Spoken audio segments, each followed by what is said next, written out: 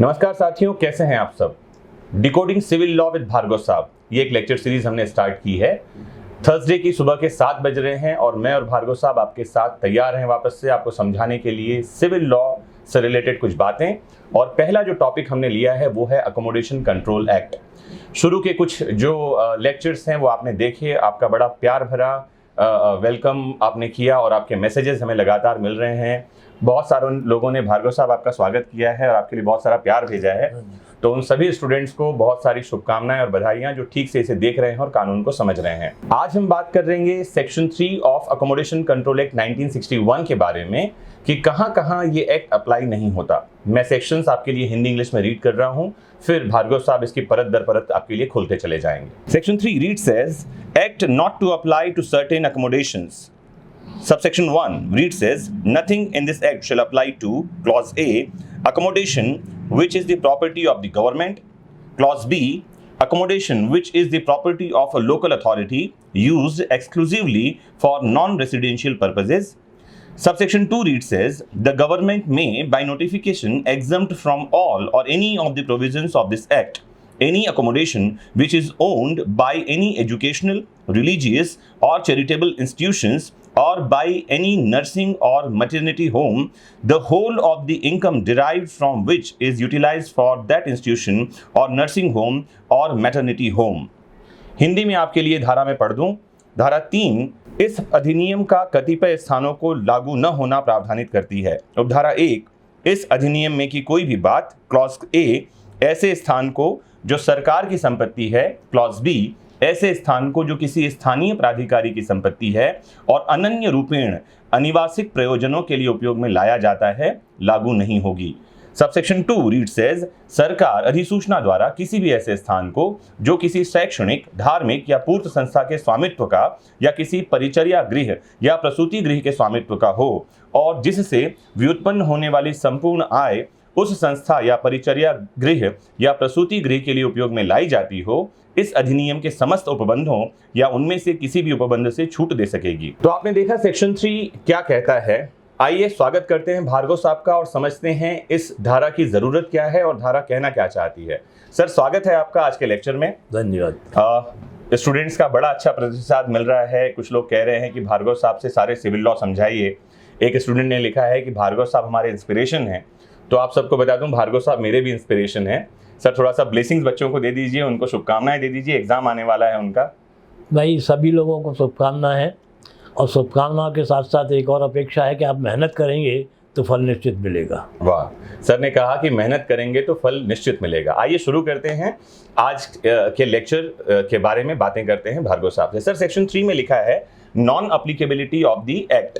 ये धारा कहती है कि अकोमोडेशन कंट्रोल एक्ट किन किन को लागू नहीं होता। पहले तो ये जानना चाहेंगे कि इस धारा की जरूरत क्या है, क्यों लागू नहीं होना।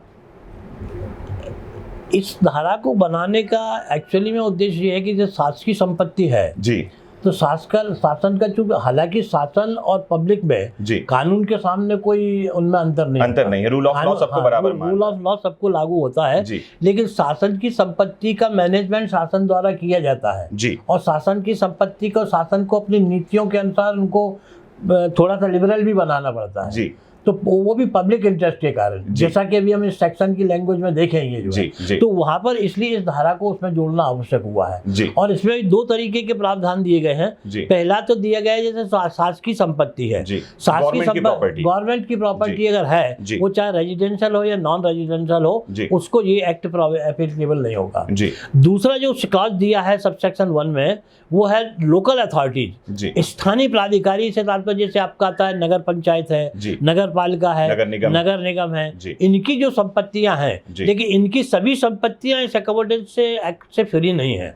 इनकी केवल वो संपत्ति फ्री है जो कि नॉन रेजिडेंशियल यूज के लिए आती हैं। अंडरलाइन कर लीजिए, वो संपत्तियां जो गैर निवासिक प्रयोजन नॉन रेजिडेंशियल यूज के लिए हैं। अगर लोकल अथॉरिटी की कोई रेजिडेंशियल संपत्ति अगर है तो उस पर अकोमोडेशन कंट्रोल एक्ट वहां एप्लीकेबल होगा, वो उससे कोई एग्जम्प्ट नहीं है। और सबसेक्शन 2 जो इसका कहता है उसके अंतर्गत गवर्नमेंट को एक पावर दी गई है कि गवर्नमेंट चाहे तो एजुकेशनल इंस्टीट्यूशन है, कोई चैरिटेबल इंस्टीट्यूशन है, कोई आपका मैटरनिटी होम है, कोई नर्सिंग होम है, इनको एग्जम्प्ट कर सकती है या तो सारे प्रोविजन से या कुछ विशेष प्रावधानों से जिसको गवर्नमेंट उचित समझती है। लेकिन उसके लिए एक कंडीशन है कि उन इंस्टीट्यूशन से होने वाली जो अर्निंग है वो उन्हीं इंस्टीट्यूशंस के बेनिफिशियरी के लिए यूज की जाती है।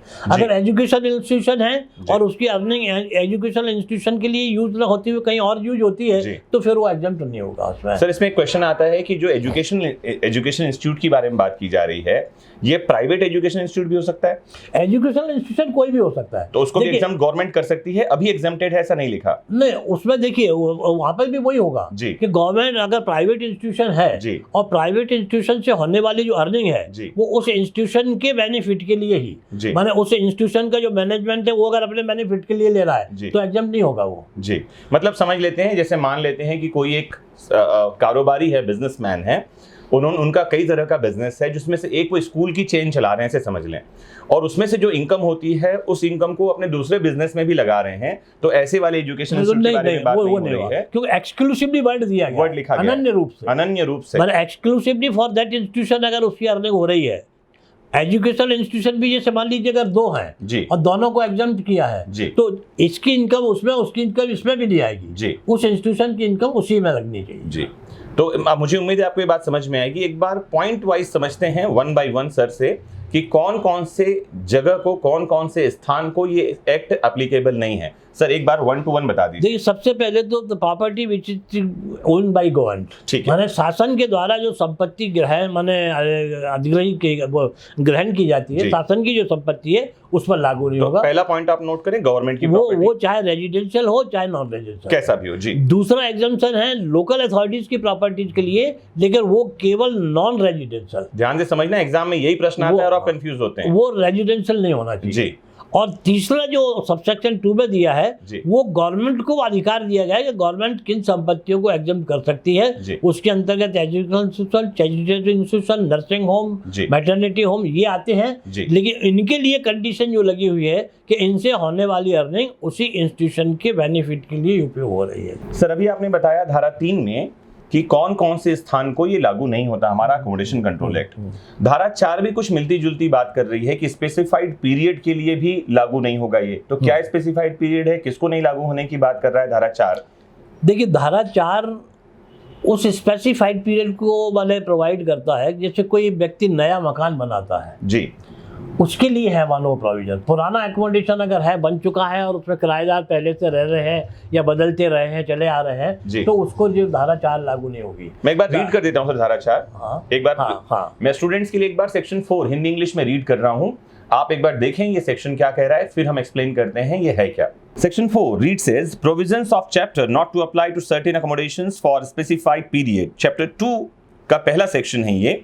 Section 4 कहता है nothing in this chapter shall apply to any accommodation of a part thereof, construction of which was completed before or after the commencement of this act for a period of 5 years from the date on which completion of such construction was notified to the local authority concerned। धारा 4 कहती है इस अध्याय के उपबंधों का विनिर्दिष्ट की गई कालावधि के लिए कतिपय स्थानों को लागू न होना। इस धारा में की कोई भी बात किसी ऐसे स्थान या उसके भाग को जिसका निर्माण इस अधिनियम के प्रारंभ होने के पूर्व या पश्चात हुआ हो, उस तारीख से जिसको कि ऐसे निर्माण के पूरा हो जाने की बात अधिसूचना स्थानीय प्राधिकारी को दे दी गई हो, 5 वर्ष की कालावधि तक लागू नहीं होगी। तो अभी हमने सेक्शंस रीड किया सर, ये कह रहा है कि निर्माण होने के 5 वर्ष तक, मतलब इसका एग्जाम्पल से हम समझें, अगर मान लीजिए कि 2021 में अगर किसी ने निर्माण कर लिया कोई मकान और वो किराए पर देना चाहता है, तो ये अधिनियम उस मकान को लागू नहीं होगा 5 साल तक। नहीं, ये अधिनियम नहीं, उसका स्पेसिफिक वर्ड है ये अध्याय। अध्याय माने धारा 4 से दूसरा अध्याय 2 चैप्टर 2 शुरू होता है जी। अभी जो धारा 3 तक था चैप्टर 1 था जी, अब धारा 4 से लेकर और धारा 11 तक जी 2nd चैप्टर शुरू होता है जी। तो धारा 4-5 से जो धारा 4 तो प्रोविजन ही कर रही है, तो धारा 5 से लेकर और 11 तक के जो प्रोविजन है, तो क्या बातें लागू नहीं होगी? वो अब उसमें जो आएगा है, धारा जैसे 5 में है कि स्टैंडर्ड रेंट से ज्यादा भाड़ा नहीं लेगा जी। धारा 6 में स्टैंडर्ड रेंट कोई पगड़ी वगैरह भी नहीं लेगा जी। अगर लेता है तो पेनल ऑफेंस भी है जी। धारा 7 में स्टैंडर्ड रेंट फिक्स करने की पावर से रेंट कंट्रोल अथॉरिटी को है जी। धारा 8 में रेंट में इंक्रीज करने के प्रोविजन है जी। उसी प्रकार से धारा 10 में रेंट कंट्रोल अथॉरिटी का किस प्रकार से इफेक्ट करेगा वो प्रक्रिया दी गई है। तो इसका मतलब आप समझें कि धारा 3, ये प्रश्न इसीलिए पूछा था मैंने ताकि स्पेसिफाई हो जाए, धारा 3 कहती है इस अधिनियम के लागू नहीं होने के बारे में। हाँ। धारा 4 कहती है इस अध्याय के नहीं लागू, केवल अध्याय 2 लागू नहीं होगा। अध्याय 2 मैंने जैसा कि मैंने शुरू में फर्स्ट उसमें बताया आपको, ये अध्याय में सेकेंड चैप्टर है, धारा 5 से लेकर और धारा 4 हालांकि इसमें भी इंक्लूड है, लेकिन धारा 4 से चूंकि प्रावधान कर रही है वो, तो अध्याय प्रावधान कौन से लागू नहीं होंगे? धारा 5 से लेकर और धारा 11 तक। तो आप समझें कि जैसे नया बना मकान है, नए बने मकान के लिए मकान मालिक उसको जितनी चाहे उतनी कीमत पर किराए पर दे सकता है। उसके लिए rent control authority rent fix नहीं करेगा, कोई रेंट फिक्स नहीं होगा। एडवांस वगैरह के बारे में भी ऐसे इसमें प्रोविजन है कि सेक्शन 6 में है कि 1 महीने से ज्यादा का एडवांस नहीं ले सकता है, वो भी हमें वो ले सकता है। तो यहाँ पर स्थिति माने ये है कि धारा 5 से और धारा 11 तक के जो प्रावधान है वो केवल एग्जम्प्ट रहेंगे 5 साल तक। 5 साल के बाद फिर एज यूजुअल आ जाए वो स्थिति आ जाएगी, और बाकी और जो प्रोविजन है वो सब यथावत लागू, वो सब लागू होंगे। मुझे उम्मीद है कि आपको धारा 3 और धारा 4 समझ में भी आ गई और ये बात भी क्लियर हो गया कि दोनों धाराओं में अंतर क्या है। आइए देखते हैं इससे संबंधित क्या प्रश्न बन सकते हैं और आपको और क्लेरिफाई हो जाएगा कि इस धारा में से प्रश्न क्या बनेंगे, इनके उत्तर क्या होंगे। तो साथियों आइए देखते हैं सेक्शन 3 से रिलेटेड क्या इंपॉर्टेंट क्वेश्चंस हैं जो एग्जाम में पूछे जा सकते हैं, क्वेश्चन बन सकते हैं। पहला क्वेश्चन आपके सामने है, MP accommodation control act 1961 does apply to, मतलब ये कि मध्य प्रदेश स्थान नियंत्रण अधिनियम 1961 किस पर लागू होता है। ऑप्शंस आपके सामने हैं। ऑप्शन पहला है प्रॉपर्टी ऑफ गवर्नमेंट, दूसरा ऑप्शन है property of local authority used exclusively for non residential purpose, तीसरा ऑप्शन है property of municipal corporation used exclusively for non residential purposes, और चौथा ऑप्शन है property of municipal corporation used for residential purpose. तो options आपके सामने हैं, आपने देखा। सरकार की संपत्ति पर लागू होता है क्या?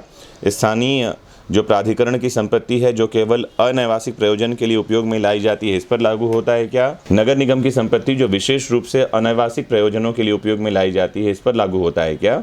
या चौथा ऑप्शन है नगर निगम की संपत्ति जो विशेष रूप से नैवासिक प्रयोजनों के लिए उपयोग में लाई जाती है, इस पर लागू होता है क्या? अगर आपने ध्यान से लेक्चर सुना हो तो आप आंसर तक पहुँच पाएंगे।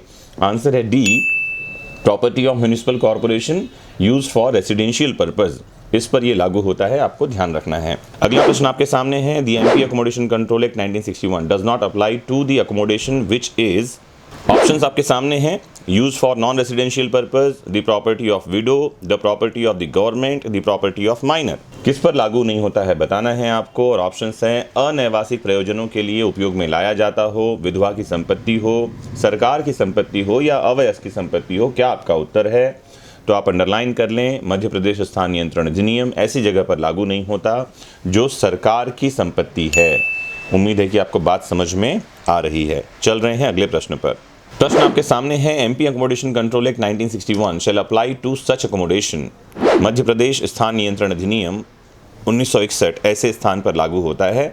ऑप्शंस हैं, which is the property of the government, जो सरकार की संपत्ति है, दूसरा which is the property of local authority, जो स्थानीय प्राधिकरण की संपत्ति है, तीसरा which is owned by any educational institutions exempted by the government vide some notification, जो किसी शैक्षणिक संस्थान के स्वामित्व में है और सरकार द्वारा कुछ अधिसूचना से छूट प्राप्त है, या चौथा option which has not been used without reasonable cause for which it was let for a continuous period of 6 months, जिस कारणों से वो दिया गया था बिना उचित कारणों के 6 माह की निरंतर अवधि तक उपयोग में नहीं लाया गया हो।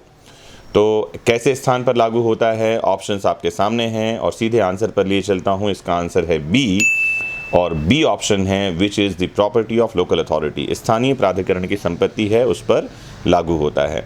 चल रहा हूँ मैं अगले प्रश्न पर। अगला प्रश्न आपके सामने है, the accommodation let for residential purposes is required bona fide by a religious institution exempted under section 3 of MP Accommodation Control Act for occupation as a residence for itself। प्रश्न लिखा है कि निवास प्रयोजन के लिए भाड़े पर दिए गए स्थान की मध्य प्रदेश स्थान नियंत्रण अधिनियम की धारा 3 के अंतर्गत छूट प्राप्त धार्मिक संस्थान को सद्भाव आवश्यकता के निवास के रूप में व्यवसाय के लिए स्वयं हेतु आवश्यकता है। तो क्या इससे संबंधित सही है? ऑप्शंस आपके सामने हैं, आप आंसर दें और मैं आपको सीधे आंसर पर लिए चलता हूं। तो स्थान नियंत्रण अधिनियम के कोई प्रावधान उसको लागू नहीं होंगे। ये आंसर है, no provision of accommodation control act shall be applicable. चल रहे हैं हम अगले प्रश्न पर। MP accommodation control act 1961 shall not apply to such accommodation. प्रश्न पूछा जा रहा है कि मध्य प्रदेश स्थान नियंत्रण अधिनियम ऐसे स्थान पर लागू नहीं होगा जो, ऑप्शंस आपके सामने हैं और आप सीधे आंसर पर लिए चलता हूं भैया, किस पर लागू नहीं होगा। ऑप्शन है ए, बी और सी, और ये तीनों ही ऑप्शन सही हैं। डी आंसर है, ऑल ऑफ द अबव। मतलब ऐसी प्रॉपर्टी को लागू नहीं होगा विच is the property of the government, जो सरकार की संपत्ति है। दूसरा, which is the property of local authority used exclusively for non residential purpose, जो स्थानीय प्राधिकरण की संपत्ति है और केवल अनैवासिक प्रयोजन के लिए उपयोग में लाई जा रही है। या तीसरा, which is owned by any charitable institution exempted by the government vide some notification, जो किसी पूर्त संस्था के स्वामित्व में है जिसे सरकार द्वारा कुछ अधिसूचना से छूट प्राप्त है या छूट दी गई है। आंसर उपरोक्त में से सभी है, आप इसे अंडरलाइन कर लें और भूलना मत। चलते हैं अगले प्रश्न पर। अगला प्रश्न आपके सामने है, MP accommodation control act 1961 is applicable to. प्रश्न है, मध्य प्रदेश स्थान नियंत्रण अधिनियम 1961 लागू होता है, किसको लागू होता है आपको बताना है। ऑप्शंस आपके सामने हैं, accommodation which is the property of government, ऐसा स्थान जो सरकार की संपत्ति है। दूसरा ऑप्शन है accommodation which is the property of a local authority used exclusively for non residential purpose, ऐसा कोई विशेष रूप से अनैवासिक प्रयोजन के लिए उपयोग में लाई जाने वाली संपत्ति है।